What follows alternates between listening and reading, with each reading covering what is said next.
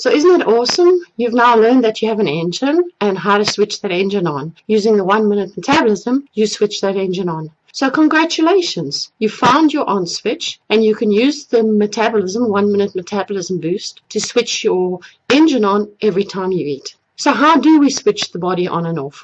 The simplest answer is emotions. Negative emotions switch the body off or switch the body into a state of war. Positive emotions switch the body on.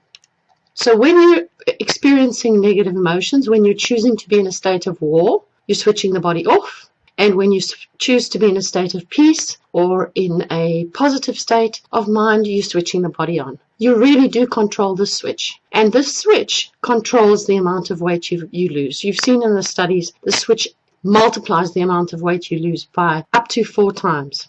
So you can start choosing to stay young, to increase the immune system, to get healthy, to lose weight, to boost the metabolism. And you do that by, firstly, doing the 1 minute metabolism boost every time you're eating, and secondly, through energy shifting. And this is what this lecture is going to be about.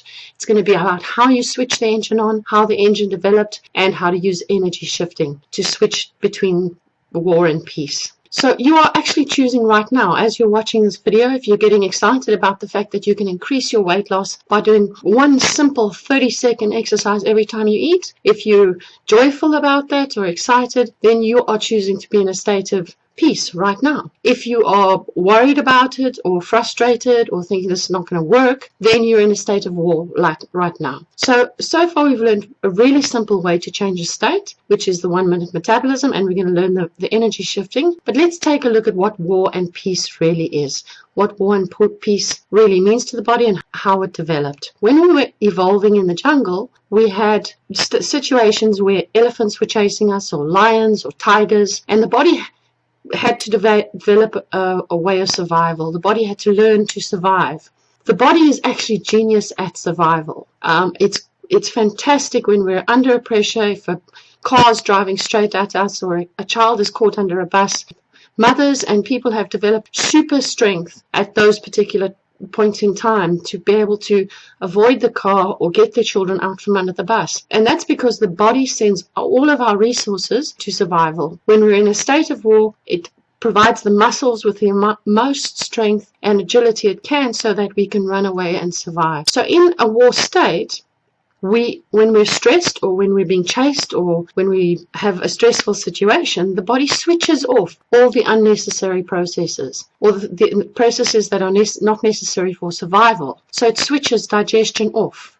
It switches the immune system off. It switches metabolism off and weight loss off. Because ultimately we don't need to digest food if we're going to be eaten by a lion. And we don't want to spend precious resources on fighting bacteria when we're being chased by a tiger. So in a war state, it switches all of those switches off. The problem is that evolution hasn't told the body, or we haven't evolved to where we understand that the war is actually over. We don't face situations of life and death every day. There are no lions chasing us. We actually live in a very peaceful, happy environment. And the boss may yell, but the boss is not going to eat you. So we are safe. But as an evolved species, evolution haven't caught up with the fact that we are actually safe most of the time. So evolution is actually still in control. And in terms of the brain, a real threat is the same as a perceived threat. And a real threat is where a mug is chasing you, or like I say, the car is about to hit you. A perceived threat is when you think that you are threatened, that the boss is knocking on the door or you're going to be in trouble. It's not a real threat in terms of your survival. It's a threat in terms of your emotions. But to the body, war is war. And the minute you're feeling threatened or frustrated or angry or that something's wrong,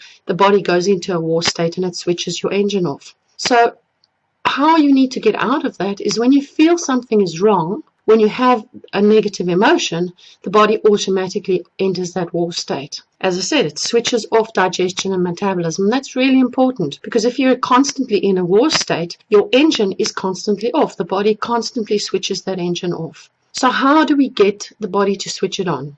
The simplest way, other than the 1 minute metabolism, which will switch it on throughout the day, is to monitor your emotions. When you're feeling in a negative emotion, you want to switch that over to a positive emotion, and you can really do this. It's really simple. The first way to switch it on, as soon as you've standing in a queue and getting frustrated, or you notice that you're getting angry, stop. 4 nose breaths, the same as the 1 minute metabolism breaths. 4 breaths, alternative nostril. That will automatically switch on the parasympathetic nervous system. If you think about when you get a fright, you normally take a deep breath through your mouth. You go because you've gotten a fright. Well, nose breathing has the opposite effect. When you're relaxed, you take a deep breath through your nose. The body's actually telling you how to do this. So 4 nose breaths. When you're feeling in a state of frustration or anger or negative, you take 4 nose breaths and then ask yourself this very, very, very important question. Wouldn't it be nice if?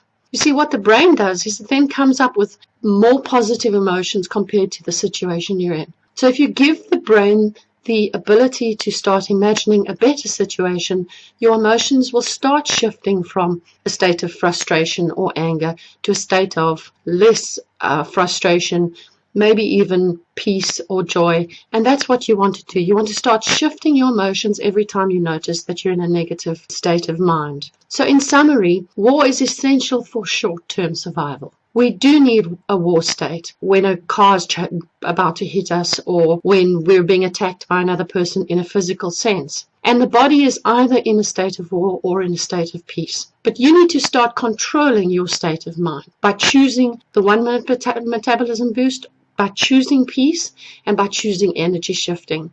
And energy shifting is really just changing your state of mind by allowing the brain to come up with alternatives that would be better than what you are in now.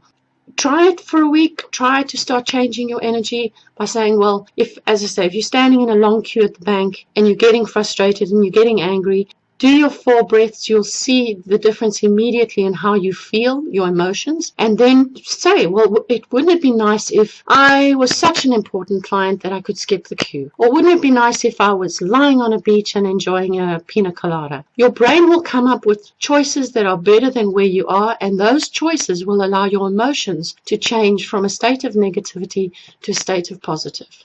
So we're going to take a look quickly at the effect of war and peace on the body itself, just so that you understand what war does, how it switches systems off, and how peace switches systems on.